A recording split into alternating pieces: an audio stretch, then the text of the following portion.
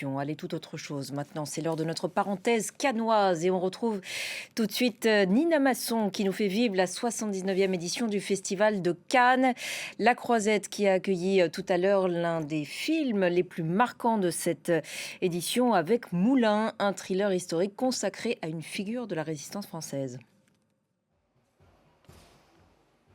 Oui, bonjour Ashreen, porté par Gilles Lellouche pour le rôle le plus grave de sa carrière. Gilles Lellouche, qui était donc sur le tapis rouge tout à l'heure pour ce film, l'acteur français qui a monté les marches avec l'équipe. Il incarne Jean Moulin, héros de la résistance française dans le film de Laszlo Nemes en compétition.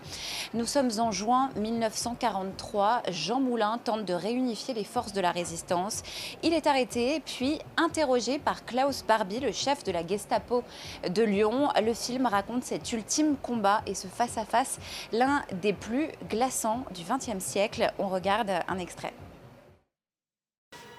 Qu'est-ce que c'est, ça? L'opération ici en abcès quand j'étais enfant. Alors, monsieur Barbie? Barbier? Oui, Mathilde, c'est exactement ce que je vous disais. Ma famille était française, mais maintenant c'est Obersturmführer Nicolas Barbie. Très bien. Alors, Oberführer Barbie. Obersturmführer. Vous savez ce que vous dit der Sturm en allemand? La tempête. Également sur le tapis rouge aujourd'hui, Nina, Adèle Exarchopoulos qui vient, elle, défendre le film Garance, portrait d'une actrice à la dérive, signé Jeanne Herry. Oui, tout à fait, Adèle Exarchopoulos et Jeanne Herry, qui fait partie des 3 réalisatrices françaises en compétition cette année. Elle espère, elle rêve en tout cas sans doute de connaître le même destin que Julia Ducournau et Justine Triet, Palme d'Or toutes deux pour respectivement Titane et Anatomie d'une chute. Place donc à Garance aujourd'hui, dont l'équipe monte les marches. Aujourd'hui, au centre de ce récit, il y a donc Adèle Exarchopoulos dans le rôle d'une jeune actrice alcoolique, brillante, fragile, mais surtout en plein naufrage intérieur. Le film suit 8 ans de sa vie, 8 ans de déménagement, de fêtes, d'angoisse et de coups durs. C'est un portrait de femme en déséquilibre permanent entre soif de liberté et crash annoncé surtout. Et elle a monté les marches il y a quelques jours, Isabelle Huppert, que vous avez rencontrée, Nina. Oui, Isabelle Huppert à Cannes pour défendre Histoire parallèle, le nouveau film du réalisateur iranien Asghar Farhadi. Actuellement en salle, elle est aussi présente comme marraine du trophée Chopard qui distingue chaque année 2 révélations du cinéma. Alors Isabelle Huppert et Cannes, c'est une très longue histoire. C'est la 22e fois qu'elle foule le tapis rouge en compétition officielle.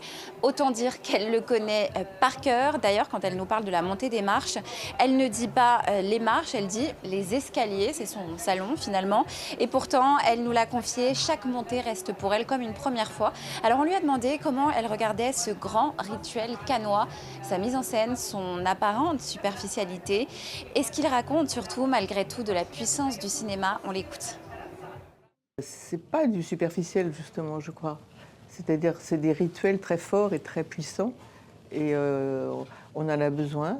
Il raconte quelque chose, il sacralise un moment, donc c'est comme ça qu'il faut le prendre et tout d'un coup ils font voir les choses de manière assez particulière, assez puissante et voilà, c'est pour ça qu'il faut qu'ils perdurent ces rituels. Vous trouvez qu'il y a une profondeur dans la superficialité finalement? Dans ces moments-là, oui, parce que entre le moment par exemple où on monte l'escalier et puis le moment finalement où on s'assoit pour regarder le film et puis là on éprouve vraiment ce que ça veut dire de regarder un film tous ensemble dans une salle et puis alors après quand on entend les applaudissements on l'éprouve encore plus et ça raconte vraiment quelque chose sur la puissance du cinéma.